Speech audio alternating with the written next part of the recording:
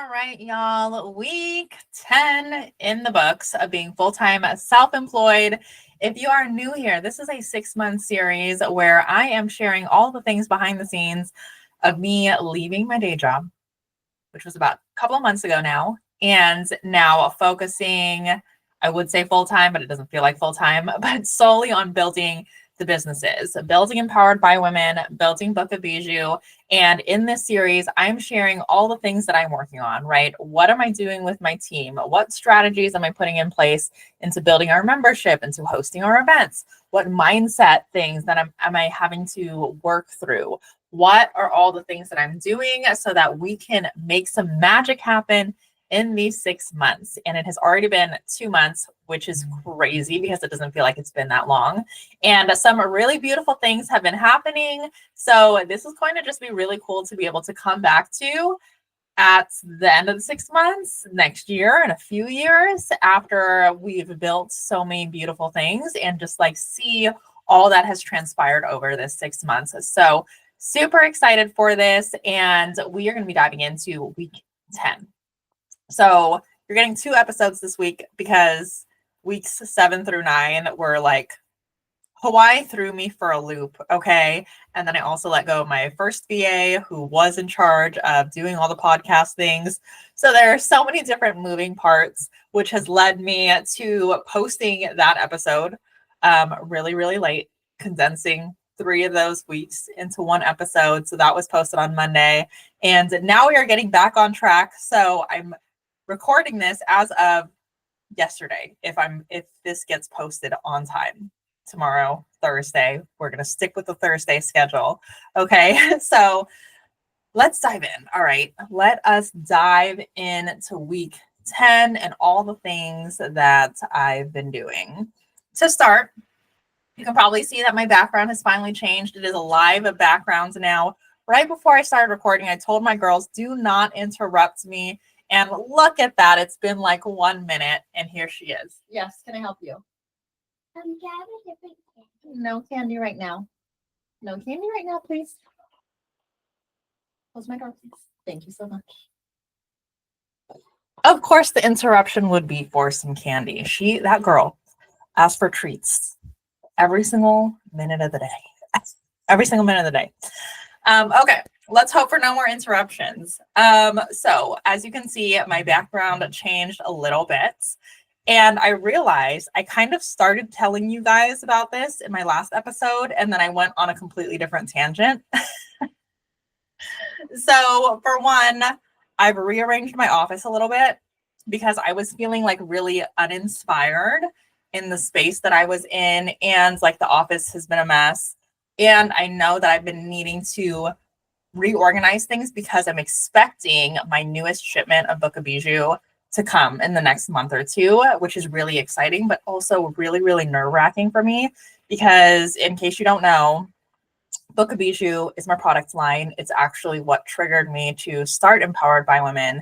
And I designed this beautiful jewelry organizer that is designed to look like a coffee table book, and it even functions kind of like a book where you can flip through pages of jewelry, but everything is organized. Everything has its place, but everything is also secured to the page. So you're not digging through heaps and heaps of tangled necklaces. You are not missing the earring all of the time, and everything is really easily portable because, again, it's secured to the page. It's compact, it's beautiful, and it blends in beautifully with your home. So Book of Bijou, check it out. But with my first manufacturing experience, it has been a nightmare, okay? I launched that thing in 2021. We are now in 2025, and this is the 2nd purchase order that I'm getting ever. And the first one that I got was like not up to standards at all. I feel like I should save this for another episode where we're talking strictly about manufacturing because I could go on and on. Anyways, I'm a little bit jaded from our first experience. So cross your fingers that the inventory is what it needs to be coming in. And luckily, we had already signed the contract in terms of pricing like pre-2025. And that is apparently how difficult this product is, that it just keeps getting pushed back and pushed back and pushed back. And now we're in May, and now they're finally saying like it's done. It's getting ready to be shipped out. So the photos looks good. Hopefully that wasn't just the one good product in the whole batch and so they're actually sending me trash. Let's not have that happen. Okay, so I know that I need my office to be ready to do the intake of all of that inventory. So I have a shelf that was meant for Book of Bijou, that was meant to be able to fit all of my books on there. And I need to reorganize it a little bit. But also the way that I previously had my office set up was that my desks, I have 2 desks and they met in the corner. So it created this like L-shaped desk, but I would kind of just like sprawl out. And because there's too many things to do and not enough time in the day, like I would start some things or I would have my mail or whatever it is, and I would just put it on a part of the desk.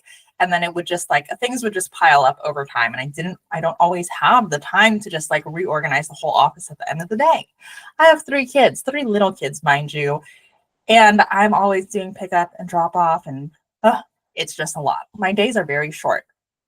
So I needed to feel re-inspired in the space. And I ended up reorganizing a little bit. So now I've separated my desks where one of my desks is just basically it's going to be like the shipping station or the craft station where nothing else is going to go on there unless I'm like actively going out of my way to put something on there.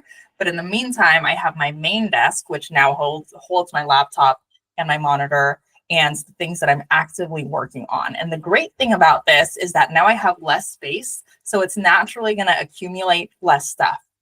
And it made me think of like how we can apply that to just life in general, right? We are the result of the space that we put ourselves in. And the only way that we're able to expand is by expanding the spaces that we're in, is by expanding our networks with other expansive thinkers. Because if we stay in a small space, there's only so much room we have to grow. And that's kind of what I've created with my desk, because now that my desk space, the actual surface space I have to put things on, has decreased significantly, there's less things that I can put there, which is a great thing in the sense of less hoarding. But when we're talking about like being in the business world and having the mindset of expansive thinking, of dreaming big, of knowing that you can achieve all of these big things, we want to do the opposite, right? We want to expand our space because you truly do rise to the level of the space that you're in, kind of like the whole like fish in a small fishbowl thing, right? You can only grow as big as the fishbowl or the ponds that you're in. But once you go into the bigger ocean, then you have more space to grow. You have more opportunity, more people to connect with, blah, blah, blah. So food for thought. I thought that was a great little little nugget that I was thinking of. But in terms of me also upgrading my office, I also kind of changed the background a little bit because I was kind of like, I loved the faux generative AI pink office situation. One day that will be real, but I hate like how it makes you all blurry. So I switched some things in my background a little bit. I'm probably going to add a little bit more. And I've also, what I started talking about in my last episode was the fact that I was on this virtual summit and my background was there and they did not blur it out for the social media content. And I was like, for a very, very split second, like mortified. And then I remembered, you know what, that's totally okay because my whole messaging is just showing up in the season that you are in. And my response to her was like, oh no, I thought it was going to be blurred out. And then it switched over to that's okay because like my mission is to remind everyone, like, you still show up as you are because you still have so much value to share. And it doesn't matter if you don't have the luxury office, right? It doesn't matter if you don't have all the titles or accolades or whatever, you still have value to share and people to serve. And you can still provide this beautiful transformation through the work that you do. And so I told her, like, it's okay. I'm not in the season where I have this beautiful, luxurious office. One day, but not right now. And it's okay. So I accepted the collaboration invite and it's on my feed now. So if you go over to Empowered by Women or onto I am Crystal J, which is my personal IG, you'll see what I'm talking about. And it made me think, you know what, like just because I don't have the big luxurious office, like doesn't mean I can't make small steps right now to start getting there. So literally like that day or a couple days later, I went online and I purchased this beautiful velvet curtain that you see behind me. And it's this beautiful, just like white velvet curtain to block out like all of the chaos that's in that closet that wasn't very beautiful that I wanted blurred out.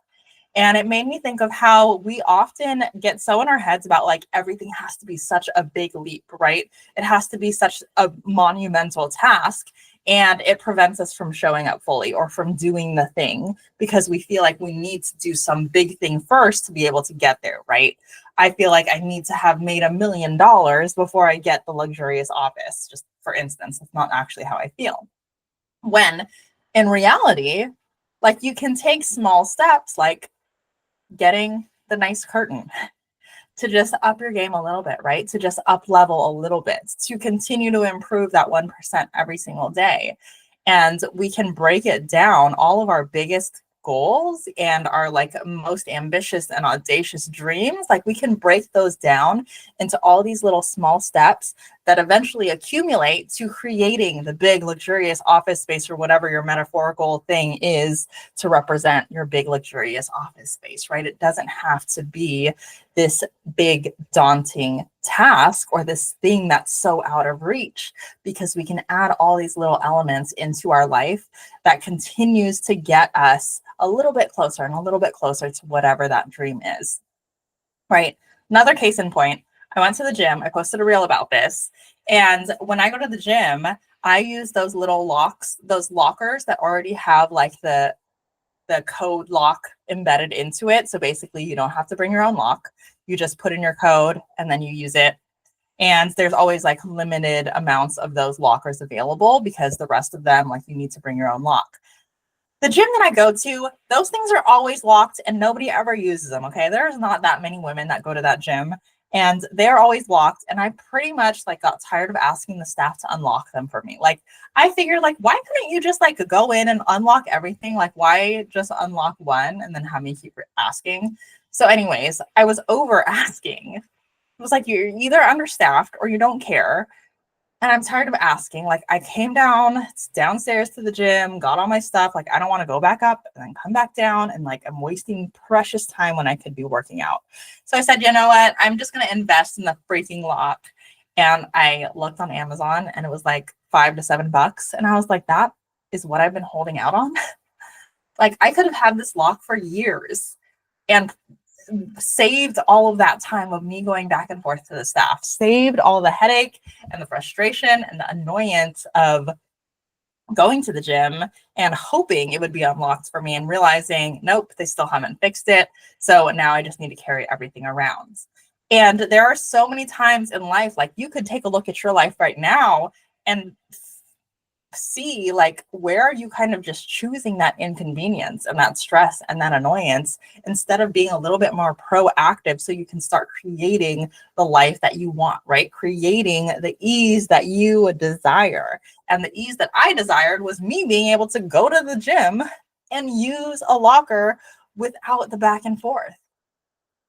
And this has been happening for years. And I finally got the lock and it has been game changing, okay? Because I am now coming prepared. I am now responsible for my locker fate. And I always have a locker available to use. And I don't even have to think about it anymore.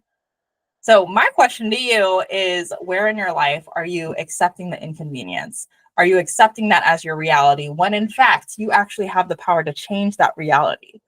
And it doesn't have to be a big step to change it, right? It's all these little steps that will eventually add up to this beautiful dream life of ease and convenience and everything that you've ever asked for.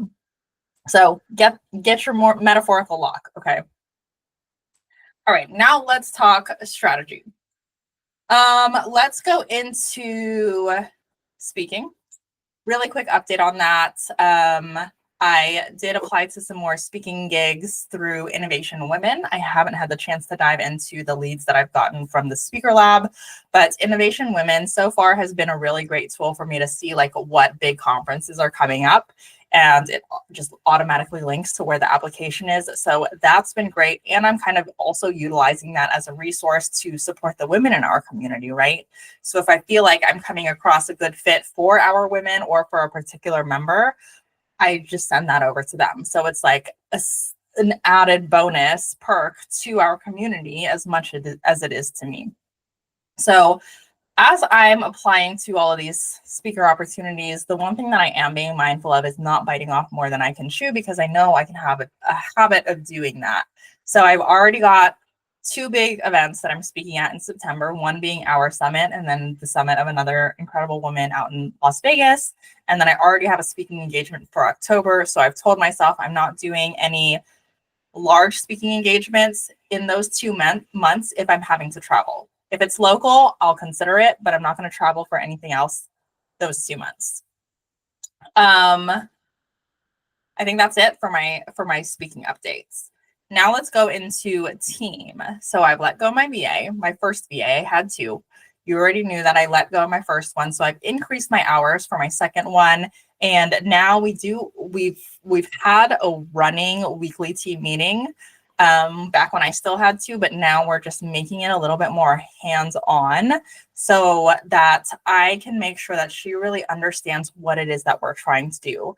I really don't want her to just like see a bunch of tasks and then try to knock them off the plate without like actually understanding why it is that she's doing that. So I am doing my best to support her in terms of guiding her to be like my wing woman, right? My right-hand girl that knows the ins and outs of Empowered by Women, so that in the future, when I am just saying like, hey, can you do this? Hey, can you do this? Like we've already taken care of figuring out all those little details, all little nuances. So she knows exactly like what I'm thinking, what I'm expecting of her. One of the things that I heard from this, I think he's like a popular YouTuber. I don't know if it was Mr. Beast or someone else, but I want to say it was Mr. Beast. And he has like a whole team of people that like live on the same street as him. He makes hella money. And he like bought them all houses. But anyways, I'm pretty sure it was him where whenever he brings on like interns or employees or something, he's had a few people literally shadow him for like a week. They follow him around everywhere he goes, everything he does at work. They follow him around so that they can learn, see, and understand how he's approaching all of these different tasks that he's doing, right? What is he thinking? What is the logic behind it? What decision does he ultimately make? How does he make that decision? How is he having these conversations? That is what I want our team to be able to do. Like I want everyone to be so incredibly aligned with what our vision is, what is the goal at the end of the day, and what is the strategy that we are taking to get to that goal, so that we're not all running around with like chickens with our heads cut off, which it can feel like that sometimes just because there's so many moving parts. But this is why I talk about SOPs so much, because that's where the consistency comes into play, right? That's how we can ensure that we are continuing to offer quality. So in addition to my VA, I've brought on a couple of other people. I've completely handed over our 5 Sons market to one of the gals in our community. And I have all of the SOPs written down for her. I have every single email template written down for her. That way, I'm not having to fight fires in the future of like the way that she's communicating, right? Like maybe she said something that she wasn't supposed to, or said something in like a not polite way or a not professional way. Like I don't have to worry about that because I've given her all the tools already that she needs. So she knows exactly where to find the graphics, exactly how to update the graphics. Like when does she send out these emails? Like what links does she have to send, and which email does she add those links in? She has all the tools already at her disposal, so we're not just like winging things. At this point in the game, our organization is growing so much, which is great, but that also means there's so much room for error, and whatever I can do to negate that room for error is what I need to do, right? So it's constant reprioritization of which tasks on my to-do list of like a million tasks need to be done, and how can we continue to build all of the systems and resources for our team so that I'm able to delegate more tasks off my plate. They can take care of it and I'm not having to worry about it so much. So excited for all the team growth, but there's just so much going on. And this week we actually have 2 events that are happening, one tomorrow evening or this evening, if I properly post this tomorrow like I'm supposed to on Thursday. So it's been interesting with events, because events is something that I definitely want to continue doing on a monthly or almost monthly basis, because our in-person events is where the women in our community can truly feel what Empowered by Women is about, because the energy is different, right? The women we bring into this network, it's different. And when you're actually physically in that space, it's so special. So these events are definitely something that I want to continue, but it's been kind of like a weird time for events. And I'm like, not just for us, but I've talked to other event organizers, and I've seen multiple events getting canceled because the registrations just aren't there. Even if the audience is there, even if their email list has like tens of thousands of subscribers, like the registrations just aren't there.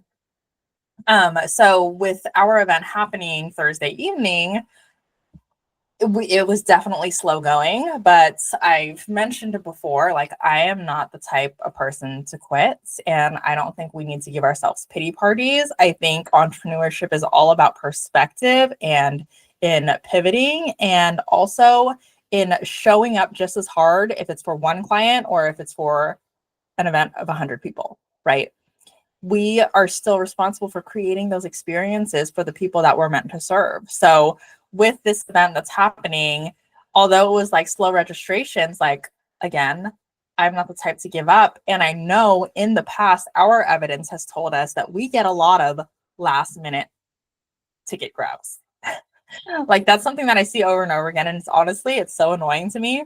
I get it though, because I'm the same way. Like the last networking event I went to, I literally got my ticket the night before, like at 11 p.m. the night before. So I get it. And I'm guilty of doing the same, but it's just like so frustrating because it can get kind of stressful. But with our strategy, one of the coaches that I've invested in before was like, how do you fill your events? And so Facebook has been one of our bigger strategies in terms of that, really leveraging Facebook groups, not just any Facebook groups, being intentional of where you're sharing your events and how you're sharing it. So I've definitely gotten a lot of interest for upcoming events, and now it's all about nurturing those connections, right? Because not everyone is going to convert. We have gotten some ticket sales from that, which is great. But now also the conversation has been started in terms of getting them into the Empowered by Women world. And I've had a lot of people that were like, I can't make it this week, but I definitely want to be in the loop for your future events. So they've started following us on Instagram, or they've joined our email lists. So that's a little strategy drop for you. Facebook, I'm generally not really on there, and I get it. A lot of people are like, I don't use Facebook. I don't like Facebook. I get it. But Facebook groups really can be a gold mine if you use them right. So what started at the beginning of the week or this weekend is like, we got 3 registrations. Like, oh my gosh. We've crossed the 10-person mark, which is amazing. We're probably going to be around 20 people tomorrow night, which is going to be a good crowd. And of course, we're going to get some content with that. We want to make sure that we're getting content for all of our events, because that's another way that we communicate the energy of our in-person experiences. So I'm really excited for that. Okay. I have a few more minutes left. Let me see if there's one more thing that I wanted to chat about. I did have my second call with one of my clients, my second a strategy call with one of my clients, which was really exciting. And what we dove into was her book launch. So I'm gonna make sure that's linked here so that you can join her wait list. But it is all for my women that are just like carrying so much, and you're getting kind of burnt out and you're getting kind of tired and you haven't been taking care of yourself. Like, she is sharing her journey in this book, and she is a therapist and in the wellness coaching space. So she gives all of these amazing tools and resources in the book and links it to this beautiful resource hub. So sign up for the waitlist for the book. I'm going to include that in the description, but we have basically been talking about, okay, like what is the marketing plan for this book? Because it's great that you're going to have a book. Some people just write books just purely to say like that they're an author, that they're a published author, but then they don't do anything to actually market the book. So maybe they sell 20 copies, right? But we got clear on what is her goal. And her goal is to have this book be like a pretty significant revenue stream for her and a really incredible supplement to the work that she does as a licensed therapist, right? So, you know, offering her her therapy services, and then also having this offer of get the book, because we dive into a little bit more of like all of the tools that you can put into place to avoid burnout, to prioritize yourself and your self-care and all of that good stuff. So it's going to be like a supplementary, am I saying that word right? It's going to be another tool for her to use at her disposal, but we want to make sure like that she's actually marketing it. And up until that point, she wasn't, right? So now she has this beautiful landing page, and we are putting into place, who are your beta readers? Do you have a book launch team? What is going to be expected of the book launch team, right? What other strategic partnerships could you put into place where you have someone long-term promoting your book for you, right? So that's kind of different from a book launch team where like your book is releasing and they're promoting it heavily, and then from there, like it's done and it's over with. But what partnerships can you bring on long-term where your book lives on in their digital or physical world and will continue to be on display and continue to create opportunity for that book to be purchased? So it's interesting because I get like so lit up after these coaching calls, but I'm still like, it's still something that's so new to me. So of course there's still like all of that like nervousness in the beginning of like, oh my gosh, like, can I deliver? Can I support this person? Even though at the end of the day, I know I can, because I have so many ideas and I'm very systematic, and I'm very like goal driven and goal oriented. So it's been just a really cool experience just going through this coaching process and seeing how the support is progressing very naturally and like what comes of it. And obviously, as we move through these coaching calls and through my first couple of clients, then I can learn more and more about like what needs to be put into place. How can we continue to refine the support? So it's definitely something that I'm going to be continuing to offer. I actually already have my third client ready to get started effective next month, which is really exciting. And I'm going to continue to build on that. So again, if you're looking for that kind of support, if you're looking for someone to have your back and to be able to strategize with you in terms of what kind of partnerships can you bring on, like how are you building your brand visibility, what kind of conversations are you having, and what kind of systems are you putting into place to support the long-term success of those partnerships, I'm your girl. Okay, reach out to me. And then one other thing that I'm chatting about, I had another girl who was kind of considering that, and then I offered to be more of like a long-term internal advisor, because it just feels like such a natural fit for me. And I feel like, I mean, like I love and believe in her brand so much that I could see myself doing so much with it, that as much as I would love to support her in the 3-month coaching offer, like there's also this other opportunity where I can continue supporting her long term and like having the conversations for her, as opposed to just like supporting those conversations from the back end of things. So that is another conversation that I'm having, and that will continue to help me build kind of my portfolio of like businesses that I'm supporting and add in another revenue stream. So that's something that's very new for me, but something that I see myself doing. Like your girl wants to be on Shark Tank one day. Okay. I can see myself not as someone pitching a brand, but as like a shark. Like I would love to be able to invest in different women's businesses. And right now, even though I'm not at the financial capacity to offer like $100,000 for 10% of your business. Like there's still different ways that we can get creative with it that I'm currently exploring. So now I'm in the process of having to book appointments with lawyers and see what that looks like and see how I can continue to build my business and continue to build out the different offers I have to support the women in my network. So that's the newest development in all things building Empowered by Women, in all things building my self-employment. And that is week 10. So thank you for tuning in. As always, go ahead and share this episode with anyone that you think would take a lot out of it, or is that potentially also going on their own. Like I just quit my job and I'm diving all into my business. Like if you know anyone, send them this podcast, girl, so that we can go on this journey together. But thank you so much for tuning in, and I will see you next week.